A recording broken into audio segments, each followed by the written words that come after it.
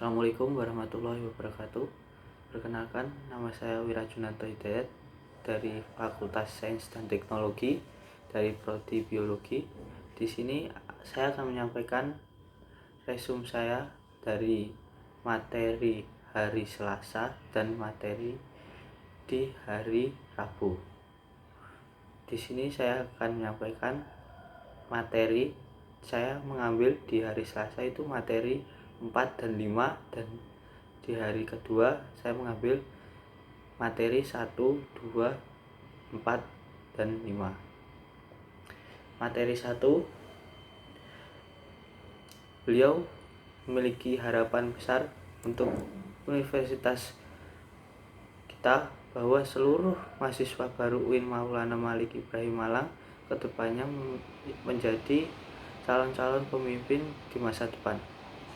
Dan dalam 5 tahun kemudian mahasiswa UIN Malang diharapkan untuk memimpin kendali bangsa Indonesia ini. Karena itu harapan besar ini harus diwujudkan bersama-sama, baik oleh pimpinan dan kakak kelas, kakak senior maupun oleh mahasiswa itu sendiri. Buat calon pemimpin masa depan, pertama, pemimpin besar bukan orang yang pandai merangkai kata-kata semata, tapi orang yang mampu melaksanakan yang dia katakan. Kedua, pemimpin sejati bukan orang yang hanya mampu memprovokasi dan mudah terprovokasi, tapi yang mampu membangun jati diri dan memotivasi diri sendiri. Ketiga, pemimpin masa depan adalah orang yang mampu membesarkan alma maternya dengan prestasi-prestasi, bukan orang-orang yang membakar alma maternya. Menjaga nama baik kampus, menorehkan prestasi baik nasional maupun internasional.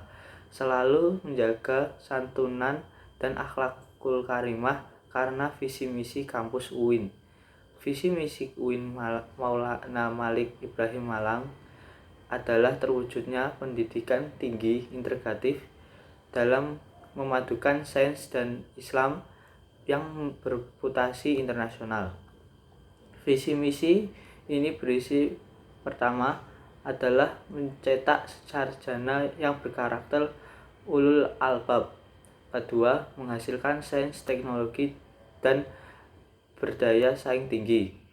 Mulai tahun 2021 sampai 2025 merupakan masa atau periode untuk mencapai pengakuan dan reputasi internasional. Semua ini harus dicapai dengan jerih payah yang luar biasa oleh semua pihak, rektor, wakil rektor, dekan, mahasiswa, dosen, dan tenaga pendidikan atau karyawan. Kampus UIN Malang mempunyai prestasi-prestasi yang luar biasa. Pertama, akreditasi institusi sudah 2 kali A dan akan menjadi institusi unggul. Kedua, kalau akreditasi A beberapa kali, maka akan mengajukan akreditasi internasional. UIN Malang termasuk top 10 Islamic University tingkat dunia tahun 2020. Prestasi-prestasi ini tidak banyak kampus lain. Kedua, ada pendidikan Ma'had. Ketiga, merupakan pusat belajar bahasa Arab dan bahasa Inggris selama 1 tahun.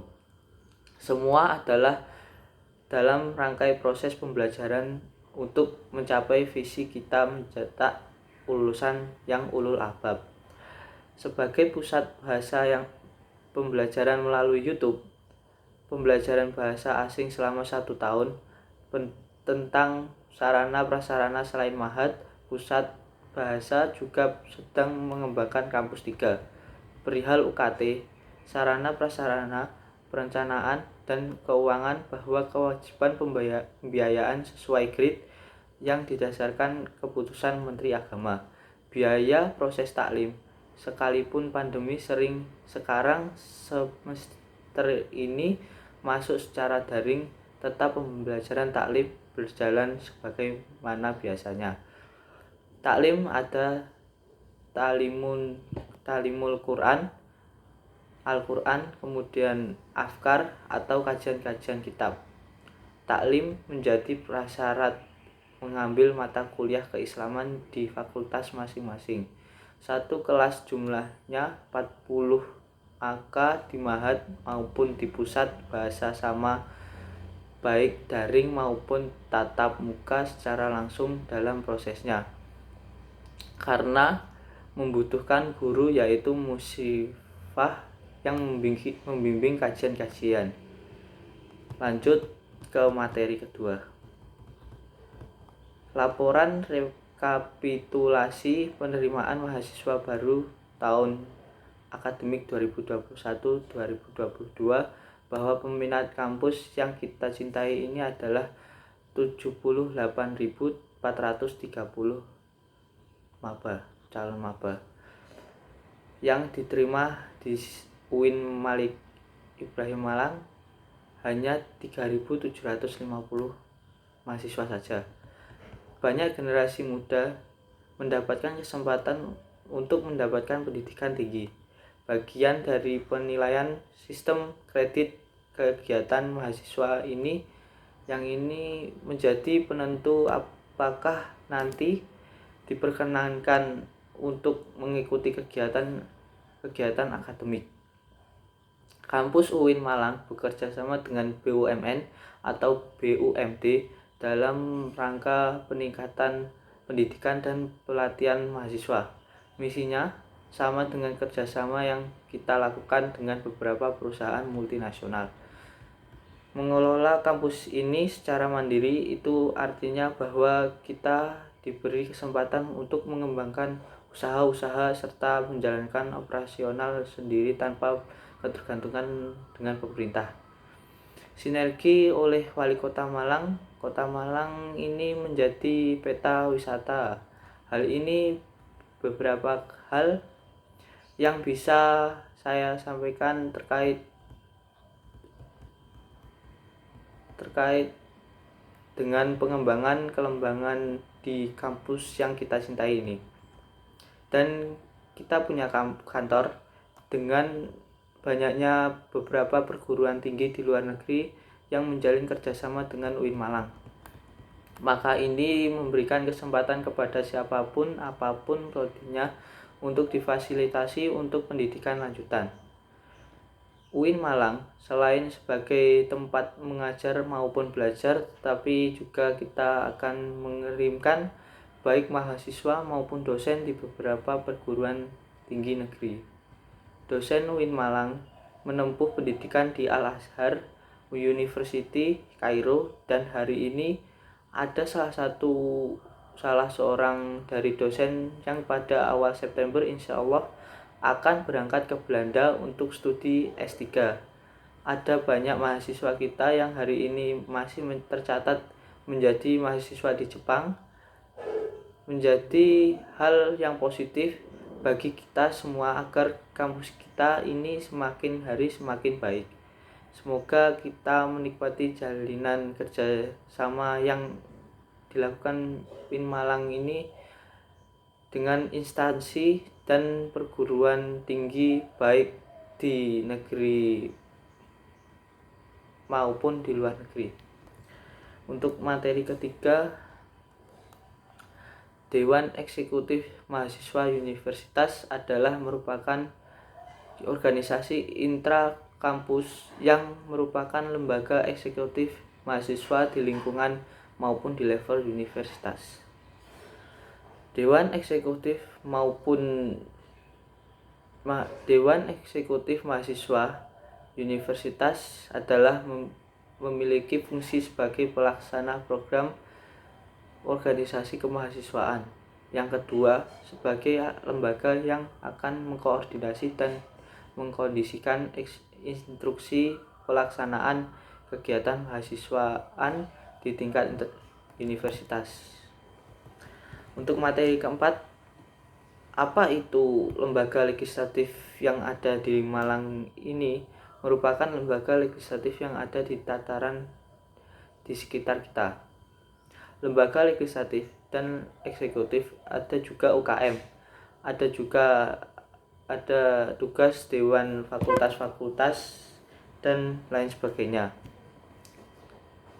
Itu sudah jelas kan, juga merupakan organisasi yang berperan sebagai yang nanti turun ke Komisi B, yaitu menaungi organisasi dan juga kemahasiswaan.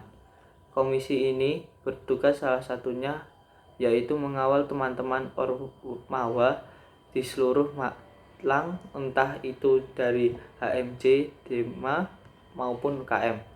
Komisi C yaitu Komisi Administrasi dan juga Keuangan. Komisi ini bertugas sebagai pembuatan peraturan organisasi dan juga administrasi.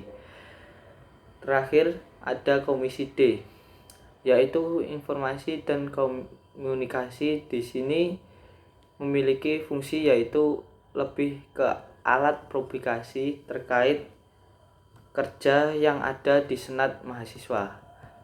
Bergabung menjadi pengurus organisasi Dewan Eksekutif Mahasiswa Universitas yang pertama, ya ini terkait IPK pada teman-teman seluruh mahasiswa.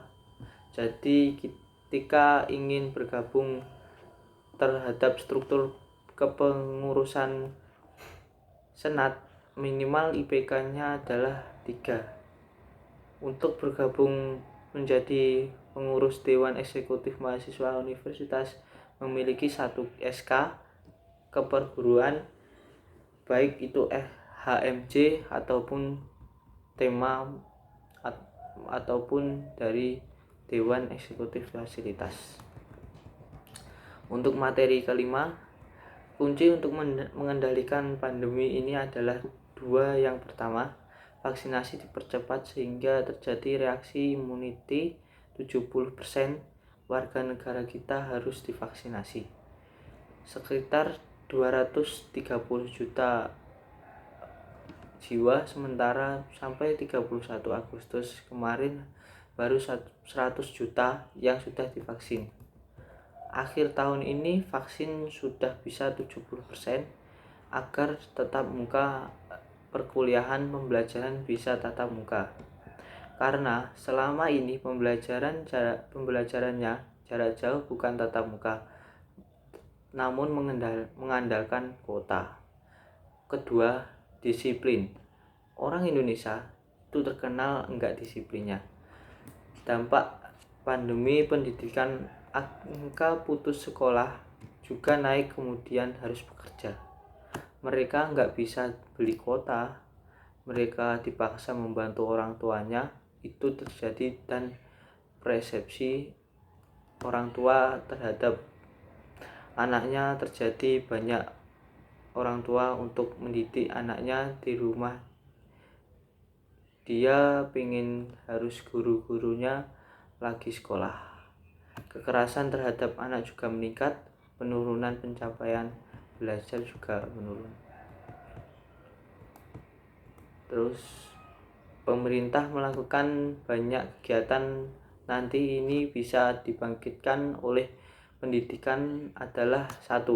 Memastikan beasiswa itu ada bantuan operasional sekolah, bantuan kepada kampus, bahkan ada kesepakatan antara Kementerian Agama, Kementerian Pendidikan, Kementerian Kebudayaan, dan serta Kementerian Keuangan.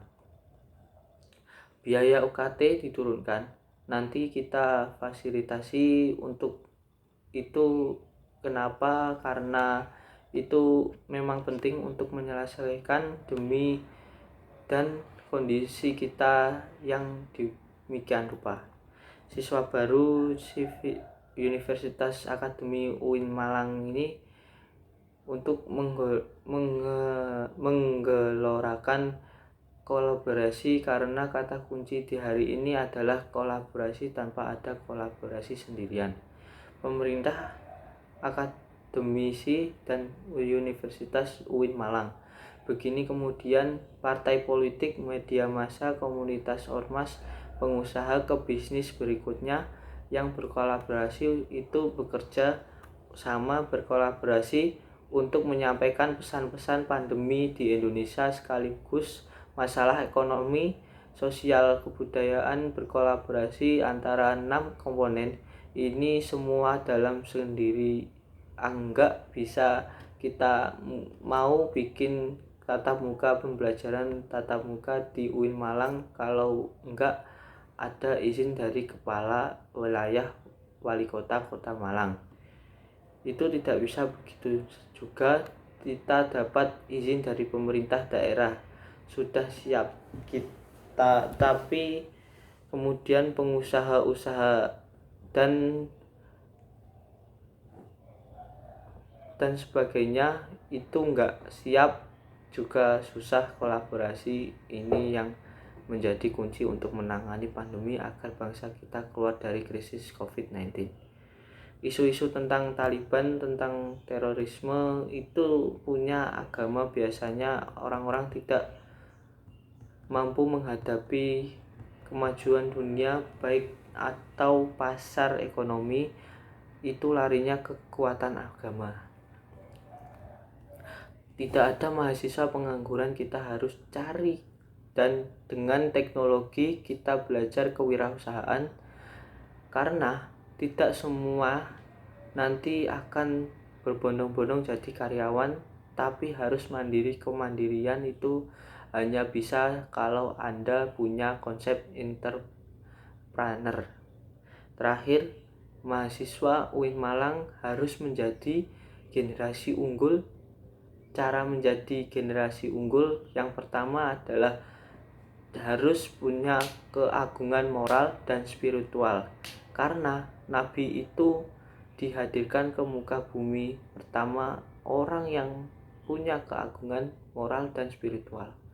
Muncul spiritual equation, daerah digital, munculnya question kecerdasan digital tidak harus punya kecerdasan intelektual, kecerdasan emosional, tetapi dia juga mempunyai kecerdasan spiritual sekaligus. Yang terbaru ini adalah kecerdasan digital. 3 hal ini sekarang sudah intelektual equation, emotional equation, yang paling terakhir ini harus yang dicontoh.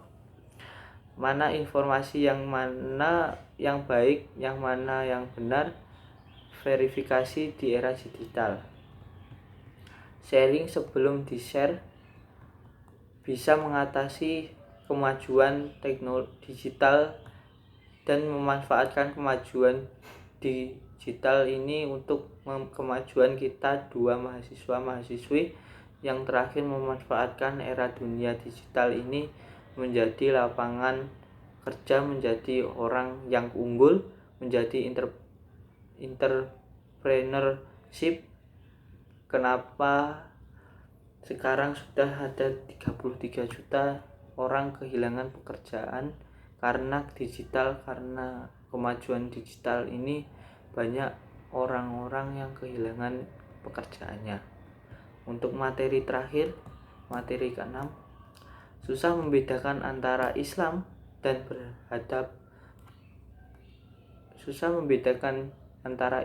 berharap dan Timur Tengah.